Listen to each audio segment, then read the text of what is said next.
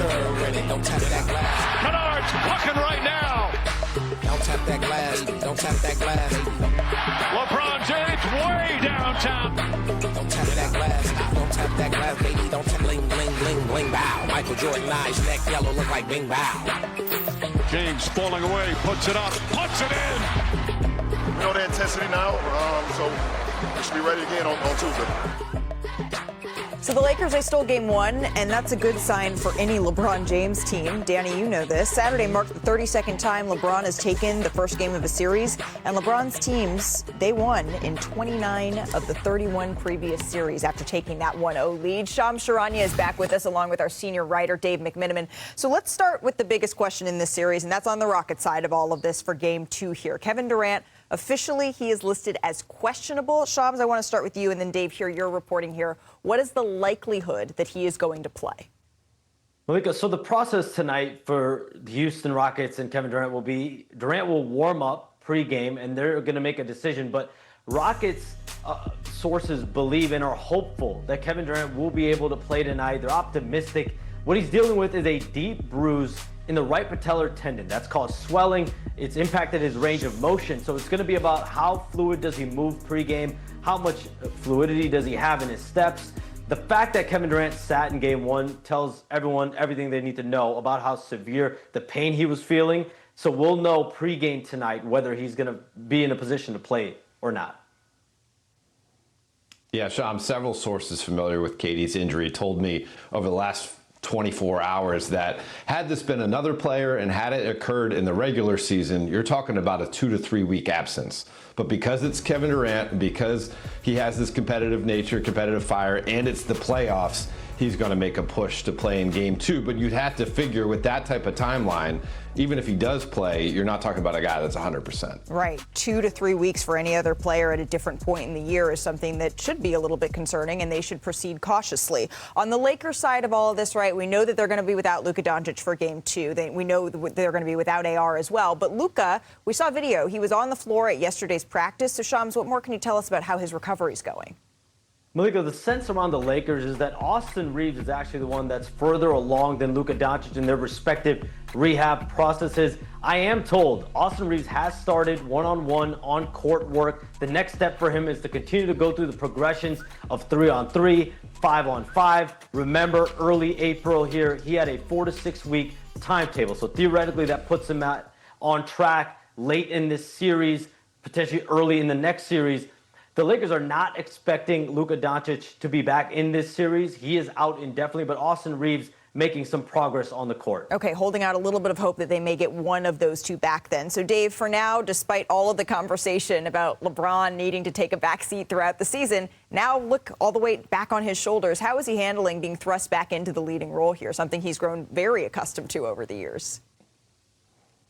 Yeah, Malika, I want to take you back to the last week of the regular season. The Lakers had lost their first two games after the injuries to Austin and Luka, and they're up in San Francisco for a team meeting. And several team sources told me that LeBron, from that moment on, kind of shifted back into the leader role and the primary role. And basically his tone, his focus, his attention to detail from that point through the end of the regular season, through the week of preparation, during the play-in tournament, and then through game one, was that of follow me, and if you take care of your job, I'm going to take care of my job, and we're going to have a chance to win. Now, it doesn't mean that them winning game one means that they're going to get automatically to the second round, but if they stay in this mode, and LeBron's certainly going to set the example how to stay in this mode, they feel like they have a game plan that can get them further along in the playoffs. And then, as Shams alluded to, maybe you get Austin back late in the first round. Maybe you get Luka back later on in the playoffs. Look, we have seen LeBron take rosters that have far more flaws than this on deep postseason runs. But at 41 years old, let's see if he can do it again. Dave, Shams, thank you very much for that insight as we bring you back inside our Los Angeles studio here.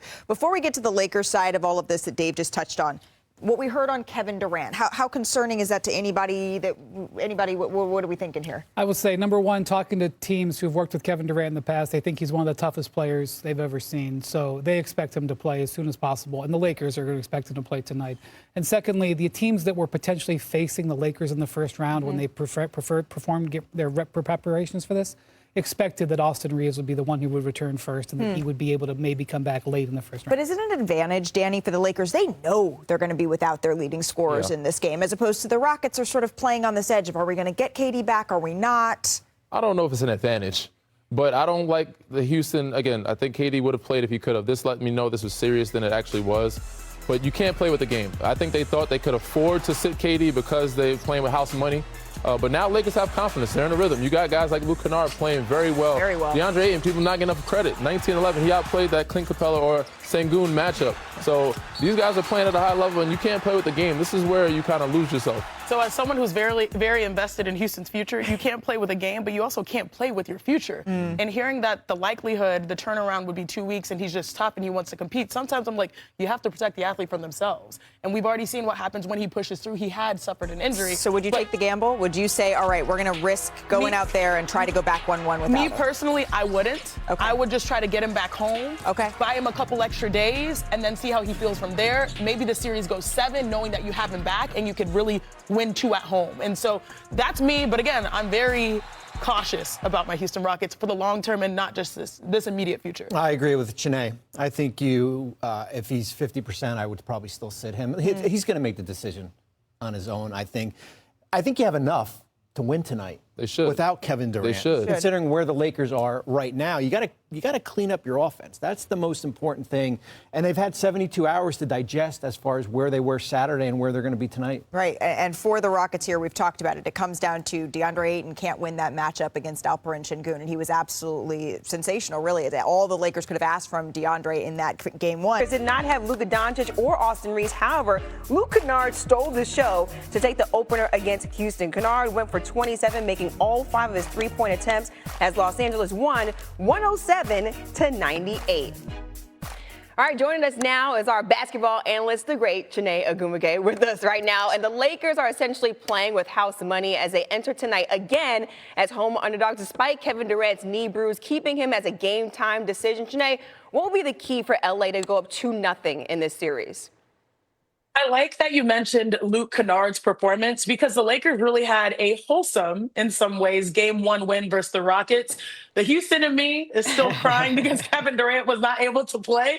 But I was moved by his comments about LeBron James because LeBron James was down 2 of their top players in Luka Doncic and Austin Reeves. That's about 50 points sitting right there on the bench. And instead of playing hero ball, which LeBron James has the right to do after all these years, he trusted in his teammates in that moment. And that's what Luke talked about. That's why LeBron James had 13 assists. That's why Luke had 27 points and he went 5 for 5 from 3. It's the ability to trust in his teammates when the going gets tough. That's what makes LeBron James great. And that's why they have the edge right now, up 1 game in the series. Yeah, LeBron at age 41 surpassed John Stockton as the oldest player with 10 assists in a playoff game. Let's stay out west with Wemby and the Spurs. The nightcap, it's the Rockets will try to even up the series against the Lakers. Kevin Durant will be a game-time decision after missing Game 1 with a right knee contusion at 37 years young. Let's talk about it. Perk, back on the program, and let's start, Perk, right there with the Rockets and the Lakers. Houston failing to reach 100 points in Game 1. How do they generate more offense in Game 2 tonight, especially if they don't have KD for another game? Well, one, they got to hang their hats on the defensive side and get back to their identity and getting stops. But number 2, they got to go run their offense through Alperen Şengün and hope that they can make shots Alperen Şengün is one of the most promising bigs that we have in the game for its upside, and they got to continue to feed him. But overall, they got to get it done collectively. From Tari Eason, getting stops, getting out in transition and running. Their defense got to transition to their offense and easy buckets. That's the only way that they're going to have a shot to win in this game without Kevin Durant. Speaking of promising bigs in the Western Conference, I think Victor Wembanyama checks that box as well. An impressive playoff debut. This his 3rd season, 35 points in Game 1. That is the most by a Spurs player in their playoff debut, previously held by Tim Duncan. What impressed you most about Wemby's performance in Game 1, Perk? Well, the thing that has impressed me the most, not just in Game 1, but throughout the course of this season, is his growth.